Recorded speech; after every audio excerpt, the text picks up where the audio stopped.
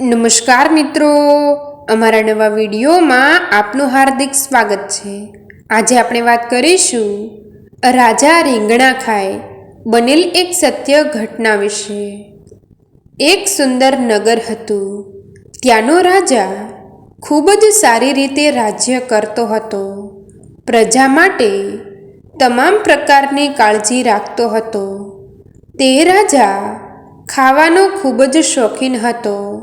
તેથી રાજાની સેવામાં ઉત્તમ રસોઈયો રાખ્યો હતો, જે નિયમિત રાજાનું ભોજન બનાવતો હતો।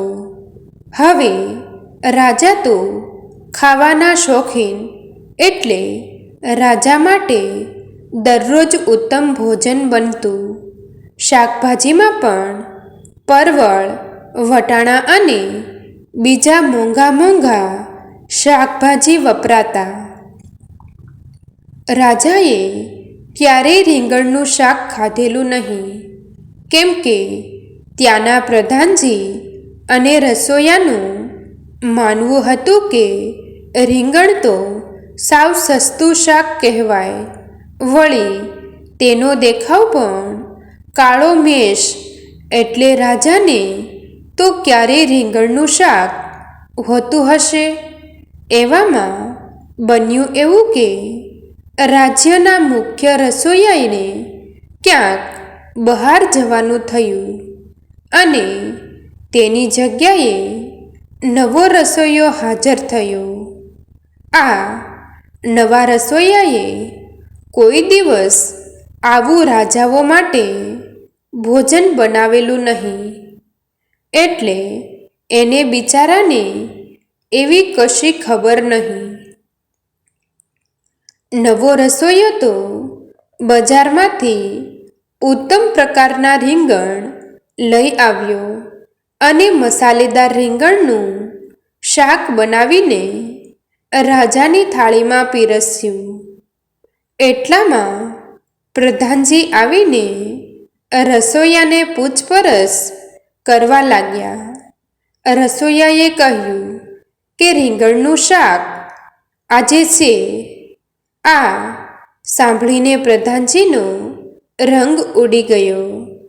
રસોઈયાને ખખડાવતા કહ્યું કે એલા મૂરખ શિરોમણી, રાજાને તો ક્યારેય રીંગણનું શાક હોય। હવે રાજાનો ગુસ્સો કોના પર કેટલો ઉતરે છે, તે માટે પ્રધાનજી કંઈક ઉપાય વિચારવા લાગ્યા। રસોઈયો પોતાને દંડ થશે એમ માની ધ્રુજવા લાગ્યો। રાજાએ શાક જોયું, રોજ કરતાં કંઈક નવીન જણાયું અને પેલો કોળિયો ભરીને મોઢામાં મૂક્યો। આહા, શું સ્વાદ છે! રાજાએ તો આવું સ્વાદિષ્ટ શાક ક્યારેય ખાધું જ ન હતું।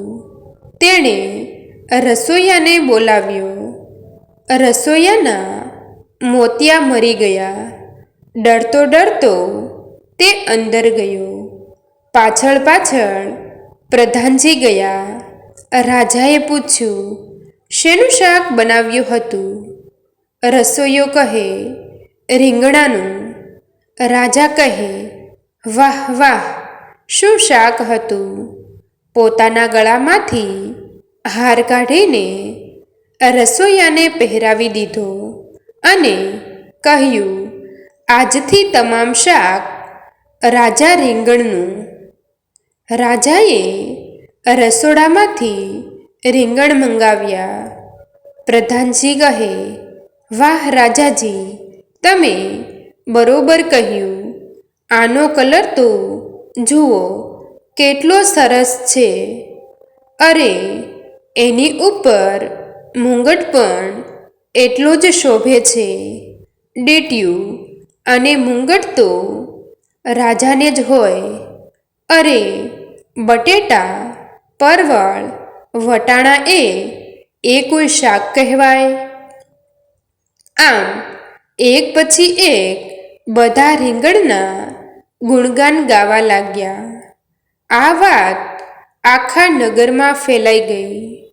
શાકનો રાજા તો રીંગણા હો ભાઈઓ. રાતોરાત રીંગણાનું બજાર ઉચકાયું. અત્યાર સુધી જે રીંગણનો કોઈ ભાવ પણ નહોતું પૂછતું, એનો ભાવ આસમાને પહોંચ્યો. રાજા માટે દરરોજ રીંગણનું શાક, ભરેલ રીંગણ, રીંગણનું ભરથું અને રીંગણની જુદી જુદી વેરાયટી બનાવવા લાગી. અત્યાર સુધી જે ધનિક લોકો રીંગણને સસ્તું ગણીને ખાતા નહોતા, એ પણ હોંશે હોંશે ખાવા લાગ્યા. જેણે પોતાની વાડીમાં રીંગણી વાવી હતી, તે બધા માલામાલ થઈ ગયા. શ્રીમંતો પોતાના લગ્ન પ્રસંગોમાં રીંગણનું શાક બનાવી વટ પાડવા લાગ્યા. લેખકો અને કવિઓ રીંગણની કવિતાઓ, વાર્તાઓ અને પ્રસ્તુતિ ગીતો લખવા લાગ્યા. લોકો કહેવાતા બનાવવા લાગ્યા. રીંગણ તો રાજા, બટાકા વગાડે વાજા. રીંગણની ખેતીમાં ભારે ઉછાળો આવ્યો.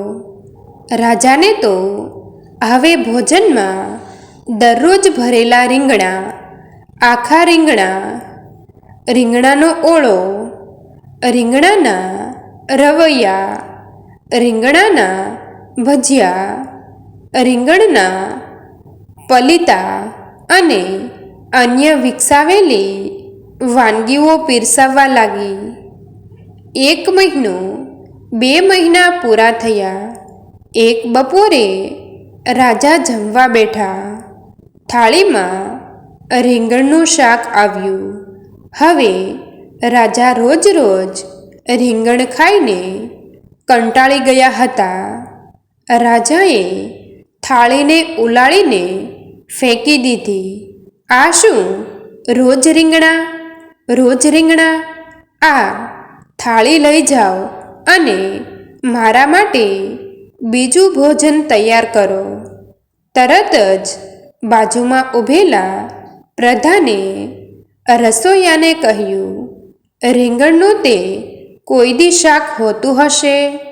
એનો કલર તો જુઓ, કાળો કાળો મેષ, દેઠોય ન ગમે તેવો. કોઈ દિવસ રાજા ખાય રીંગણા? તરત જ થાળી લઈને બીજા ભોજનની વ્યવસ્થા કરવામાં આવી. આ વાત વીજળી વેગે આખા ગામમાં, આખા નગરમાં ફેલાઈ ગઈ. રાતોરાત રીંગણના ભાવમાં કડાકો થયો. આસમાનેથી તળિયે પહોંચ્યા. જે લોકો હોંશે હોંશે રીંગણા ખાતા, તે લોકો રીંગણા સામે સુખથી જોવા લાગ્યા. જેણે રીંગણના નામે ખેતી, ધંધો અને રચનાઓ કરી હતી, તે બધાને રોવાનો વારો આવ્યો. બસ તે દિવસથી રીંગણાના ભાવ ગગડ્યા તે ગગડ્યા. મિત્રો, તમને જો આ વિડીયો પસંદ આવ્યો હોય તો વિડીયોને લાઈક અને તમારા અન્ય સગા સંબંધી મિત્રો સાથે વિડીયોને શેર કરવાનું ભૂલતા નહીં. અને આવા જ નવા જીવન ઉપયોગી, જીવનમાં કંઈક નવું કરવાની પ્રેરણા મળે, કંઈક નવું જાણવા મળે તેવા વિડીયો જોવા માટે અમારી ચેનલ સાથે બન્યા રહો. થેન્ક યુ મિત્રો. મળીએ છીએ એક નવા વિડીયો સાથે. આભાર.